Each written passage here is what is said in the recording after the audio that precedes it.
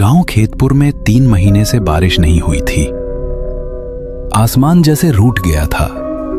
नीले नहीं, धूल भरे पीले बादल हर दिन मंडराते पर बरसते नहीं। जमीन फट चुकी थी, दरारों में घास तक उगने से डरती थी। रातें अब और भी डरावनी लगने लगी थीं। नीम के पेड़ों से गुजरती हवा किसी और ही दुनिया की लगती, कभी सिसकियों जैसी, कभी किसी के रोने जैसी। दूर कहीं कोई कुत्ता भौंकता तो पूरा गांव ठहर जाता। धीरे धीरे लोगों के दिलों में अंधविश्वास ने पांव पसार लिए। किसी ने कहा देवी कालिका हमसे नाराज हो गई हैं। किसी ने गांव पर शाप दिया है। हर शाम जब सूरज ढलता और धूल उड़ती, गांव के चौपाल पर वही बातें दोहराई जाती। उसी गांव के सिरे पर जहां कच्ची पगडंडी खत्म होकर जंगल की झाड़ियों में समा जाती थी, वही रहती थी सावित्री। एक झुर्रियों से भरा चेहरा, सफेद बालों का जूड़ा और आंखों में ऐसा अजीब सन्नाटा जैसे सब कुछ देख चुकी हो। कभी लोग उसे प्यार से वैद्यमय कहते थे। हर घर में उसका नाम इज्जत से लिया जाता। किसी को बुखार होता तो उसकी जड़ी बूटी काम आती। किसी औरत को प्रसव पीड़ा होती तो सावित्री ही दाई बनकर जान बचाती। रात का तीसरा पहर था। बाहर हवा नीम के पत्तों में फंसकर कराह रही थी। अंदर झोपड़ी में दिया कांप रहा था। रूपा की चीखें मिट्टी की दीवारों से टकराकर गूंज रही थीं। थोड़ा और दम रख बेटी, देवी कालिका तेरे साथ है। बाहर खड़े लोग दीवारों के आर पार सिर्फ आवाजें सुन पा रहे थे। फिर एक पल आया, सब कुछ शांत हो गया। बस बच्चे की पहली रोने की आवाज गूंजी। दरवाजा खुला, सावित्री बाहर निकली, गोद में नवजात। चेहरे पर थकान थी, पर आंखों में एक कोमल सुकून। लेकिन उसी पल किसी ने झोपड़ी के भीतर झांका। रूपा निष्प्राण पड़ी थी, आंखें खुली, होठ नीले और बिस्तर पर खून सूख चुका था। 1 सेकंड की चुप्पी के बाद, रूपा मर गई है भगवान, रूपा मर गई। देवी कालिका नाराज हो गई है। सावित्री ने ही कुछ किया है। चुड़ैल है ये, इसने देवी को अपमानित किया है। तू ही थी वहां सावित्री, तू ही थी जब रूपा चीख रही थी। हमने तुझ पर भरोसा किया था और तूने मेरी बहू को मार डाला। मुखिया जी, मैंने कुछ नहीं किया। रूपा की सांसें कमजोर थी, उसका शरीर थक चुका था। मैंने तो बस देवी का नाम लेकर उसका दर्द कम करने की कोशिश की। झूठ, हमने देखा था, तूने कुछ मंत्र पढ़े थे। वो मंत्र नहीं थे, वो प्रार्थना थी। हर जन्म कठिन होता है और मैंने तो हमेशा बच्चों को जिंदगी दी है। तो फिर ये मर कैसे गई? देवी नाराज क्यों है? देवी नाराज नहीं है, तुम हो गए हो अंधे। जिस देवी के नाम से जन को पूजा जाता है, उसी देवी के नाम पर तुम ये सब कह रहे हो। बोलना बंद कर। तेरे झूठे मुंह से देवी का नाम मत ले। तेरी दवाओं ने मेरी वंश की जोत बुझा दी। तू चुड़ैल है, तूने श्राप दिया। अगर मेरी दवा जहर होती तो तुम्हारे घर के बाकी बच्चे कैसे जिंदा है? मैंने तुम्हारी खेतों की औरतों को कितनी बार मौत से खींचकर वापस लाया है, और आज एक मौत ने मेरी पूरी जिंदगी मिटा दी। पर वैद्य में लोग कहते हैं तू जंगल में रात को जाती है, कालिका मंदिर के पास। क्यों? क्योंकि वहाँ शांति मिलती है। क्योंकि जब इस गांव ने मुझे अकेला छोड़ दिया तो वही देवी मेरी सुनती थी। मैं उनसे डरती नहीं, मैं उन्हें पूछती हूँ। बस और कुछ मत बोल। तेरी पूजा ही हमारे लिए अभिशाप बन गई है।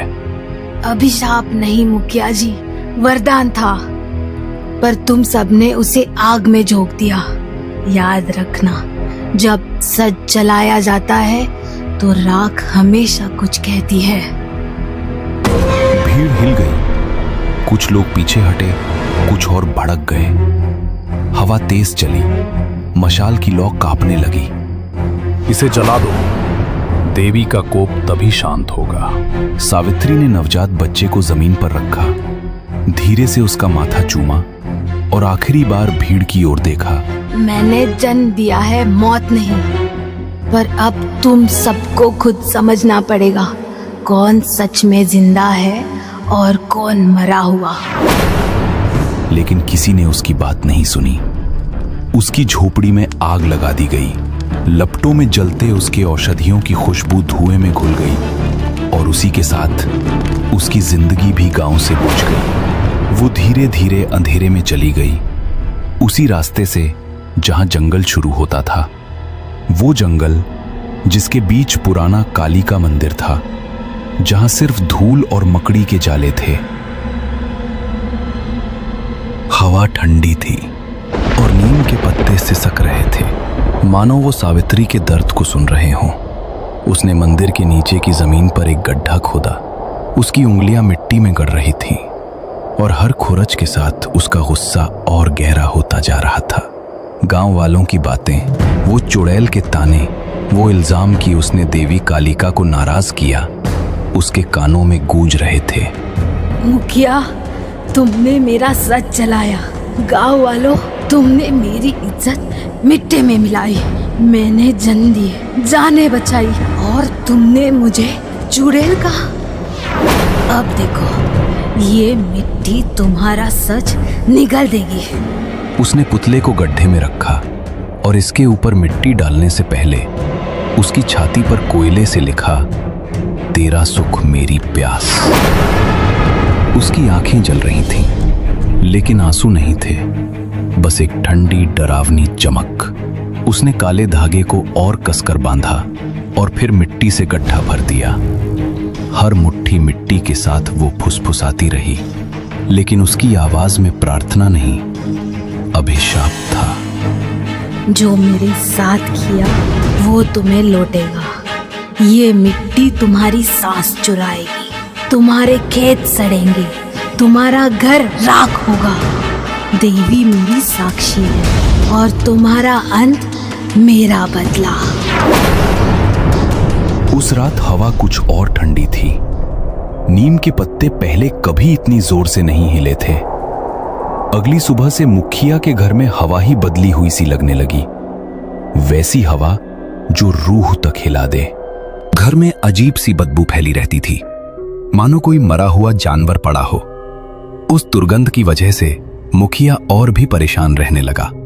धीरे धीरे मुखिया के खेत भी सड़ने लगे, सूखे, मुरझाए, जिन पर मक्खियां भिनभिनाने लगी। एक दिन अचानक उसके घर की गाय भैंसें भी बहुत बुरी हालत में पाई गई, मानो कई महीनों से बीमार हों।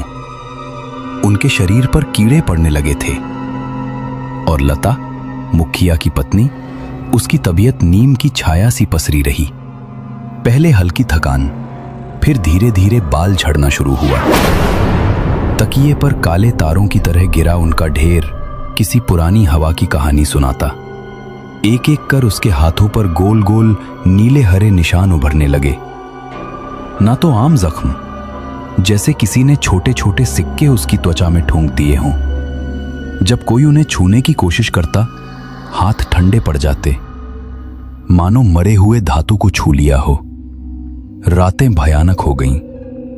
हर 3-4 घंटे पर लता चीख कर उठती। उसकी आवाज में इंसानी आवाज की परत टूटकर कुछ और ही निकलता। कभी वो बमुश्किल शब्दों में पुकारती,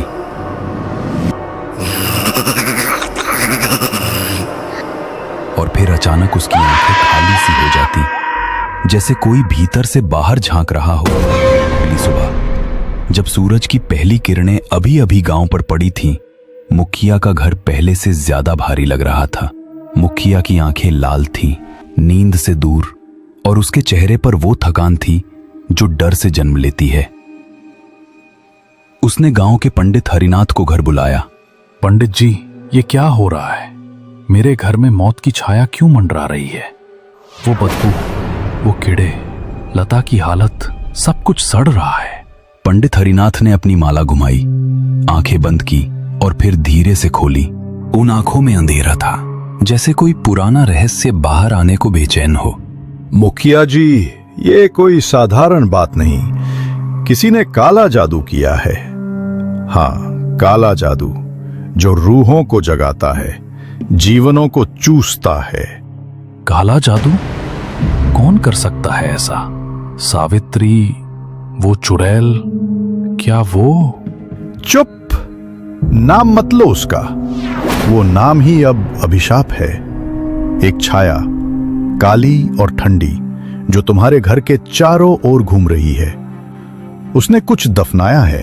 हाँ, उसका पुतला, उसके बाल और उसके कपड़े मंदिर के नीचे, पुराने कालिका मंदिर के नीचे, जहां जड़ें जमीन को चीरती हैं। मंदिर के नीचे? हे भगवान, क्या होगा अगर हमने निकाला नहीं? पंडित जी, पूर्णिमा से पहले अगर उसे निकाला नहीं गया तो मौत निश्चित है। नहीं सिर्फ लता की, तुम्हारी, तुम्हारे बच्चों की, पूरे घर की। वो जादू फैलेगा जैसे जहर की बेल, जो सबको लपेट लेगी। रूहें जागेंगी, हवाएं चीखेंगी और तुम्हारा घर वो सिर्फ राख बन जाएगा। निकालो उसे मुखिया जी, वरना देवी भी नहीं बचा पाएंगी। रात का तीसरा पहर था। आसमान में चांद अधूरा टूटा सा लटक रहा था, जैसे वो भी डर से कांप रहा हो। जंगल की पगडंडी पर 4 लोग चले जा रहे थे। मुखिया, पंडित हरिनाथ और 2 गांव वाले, जिनके हाथों में मशालें जल रही थी। मशालों की लौ हवा में कांप रही थी। पुराना कालिका मंदिर अब सामने था।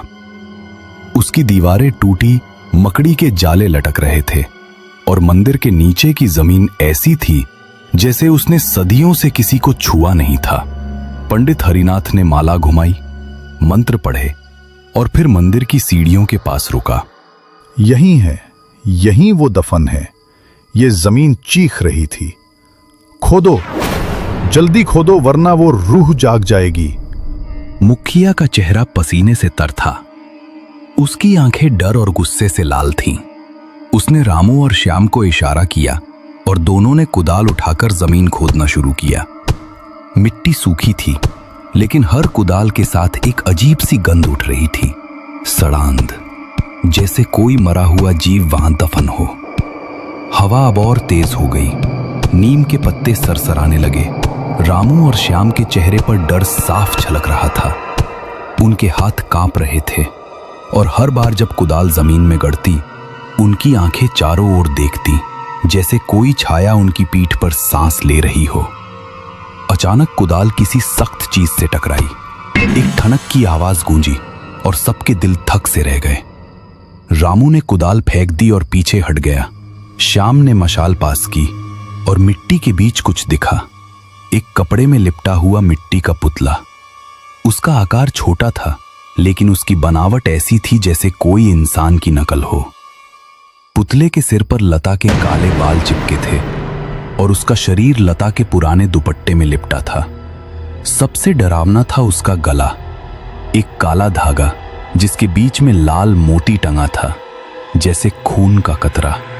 और पुतले की छाती पर किसी ने कोयले से लिखा था, तेरा सुख मेरी प्यास। ये क्या है? ये सावित्री का काम है। उस चुड़ैल ने मेरे घर को बर्बाद कर दिया। ये सिर्फ जादू नहीं है, ये रूह का बंधन है। जिसने ये बनाया उसने अपनी आत्मा का टुकड़ा इसमें डाला है। अगर इसे जलाया नहीं गया तो ये तुम्हारे घर को खा जाएगा मुखिया जी। जला दो इसे। आज इस अभिशाप को खत्म करो।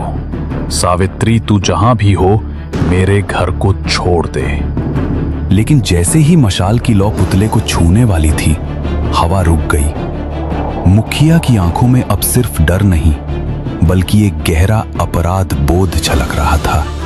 पुतला जमीन पर पड़ा था और काले धागे का लाल मोती चमक रहा था, मानो वो हंस रहा हो। जैसे ही मुखिया ने पुतले को उठाकर तोड़ने की कोशिश की, मंदिर के अंदर से एक आवाज गूंजी। तुम्हारा अंत मेरा उसी बदला। पल मशाल की लौ कांप कर बुझ गई। अंधेरा ऐसा छाया जैसे जंगल ने सब कुछ निगल लिया हो। पंडित हरिनाथ की माला जमीन पर गिर पड़ी और उसकी सांसें रुक गईं। रामू और श्याम पहले ही भाग चुके थे। मुखिया जी, ये अब हमारे बस में नहीं। ये रूह, ये सावित्री की नहीं, ये कुछ और है। नहीं, ये उसी चुड़ैल का काम है। मैं इसे जला दूंगा। मंदिर की टूटी दीवारों से एक कराह निकली और जमीन हल्के हल्के कांपने लगी। मुखिया ने पुतले को जमीन पर पटका, लेकिन वो टूटा नहीं। सो उसका काला धागा फट गया और लाल मोती जमीन पर लुढ़क कर मंदिर की सीढ़ियों में गुम हो गया। रोको, उसे मत छुओ। ये अभिशाप अब तुम्हारे खून में उतर चुका है। भागो यहां से मुखिया जी, भागो। लेकिन मुखिया ने उसकी बात नहीं सुनी। वो पुतले को उठाकर मंदिर के बाहर की ओर दौड़ा, जैसे उसे आग में झोंक देना ही एकमात्र रास्ता हो।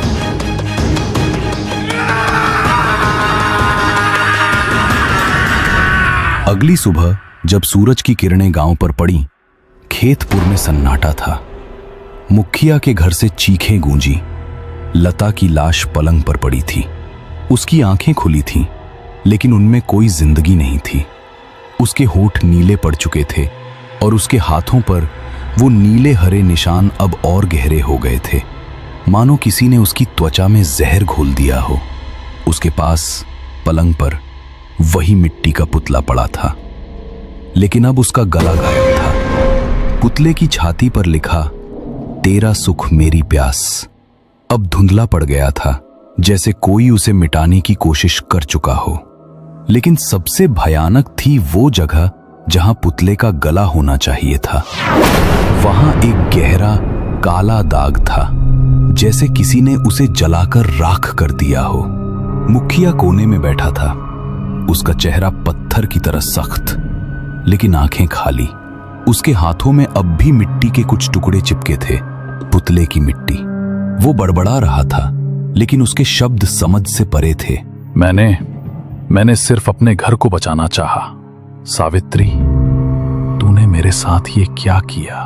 उस दिन के बाद से खेतपुर में कोई भी नीम के पेड़ों के नीचे रात को नहीं जाता, जैसे कोई पुरानी रूह अभी भी जंगल में घूम रही हो, अपने अधूरे बदले को पूरा करने के लिए।